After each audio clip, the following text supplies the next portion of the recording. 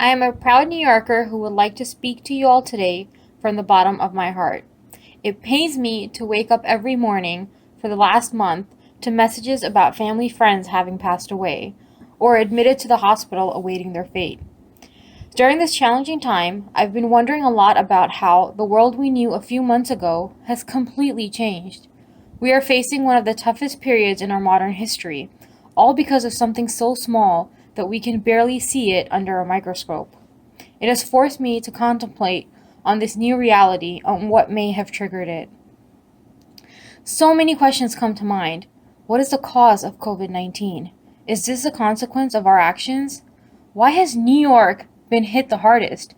Even though New York has been welcoming world leaders from the United Nations annually to uphold a claim of serving humanity. Why were we not warned? Now that the coronavirus is here, how do we eradicate it? On September 27, 2019, the Prime Minister of Pakistan, Imran Khan, stood at the podium of the United Nations in New York City to address world leaders about the consequences of their actions and a need for change. He pointed out the injustices that are being carried out on a daily basis throughout the globe. One of the biggest injustices is our harmful impact on the climate. The reality is that we are endangering future generations by destroying the planet we live in. In addition, we have managed to form a discrepancy in wealth between the rich and poor. There's a widespread corruption, which is causing poor countries to have their wealth sucked away by the rich elite. Why are world leaders making every decision based on money? Why won't they halt the drainage of money from the poor to the rich via money laundering and debt services? World leaders need to act wisely, to take matters seriously, to join together to stop this on a global platform. I implore the United Nations to intervene. After all, isn't this the purpose of the UN? The United Nations has been founded to provide international peace and security. However, there is an alarming spread of injustice and racism worldwide. Islamophobia has been growing so rapidly. Governments have forced Muslim women to remove their head and face coverings. How is dictating the removal of clothing by governments allowed, while dressing by choice is a massive struggle? How is hurting, abusing, ridiculing, insulting, and dehumanizing others in the name of freedom of speech legal? The UN has been in place for almost 75 years. Yet we continue to see lockdowns and government-sponsored terrorism in various parts of the world. There are 11 UN resolutions giving the people of Kashmir rights to self-determination. However, there is a unified silence among world leaders regarding their inhumane treatment.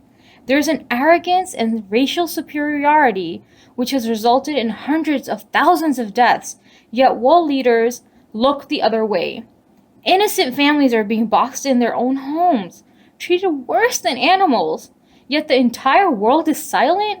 There is no talk about human rights, no talk about justice.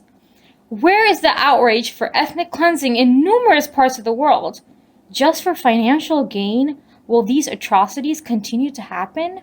Does materialism prevail over human life? The United Nations has a responsibility.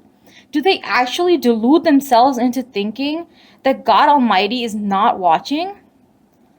God Almighty has been watching.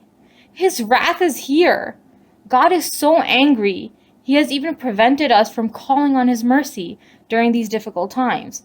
The doors of places of worship have been closed. No commemorations for Good Friday. No Easter services. No Passover celebrations. Mosques for religious prayers and gatherings have been closed. Holy places like Mecca have banned pilgrims from entering, even in their holiest month of Ramadan. God Almighty has decided to punish our communal crimes. There is a new world order in the form of COVID-19. It has placed a curfew on the entire world. With humans no longer in control, entire ecosystems are flourishing. Powerful leaders are boxed in their own homes, helpless and fearful. COVID-19 has forced men and women alike to cover their faces. Lockdowns have become mandatory. Economic growth has come to a halt. Money no longer has value. The only thing that matters now is human life. It's really a time to reflect.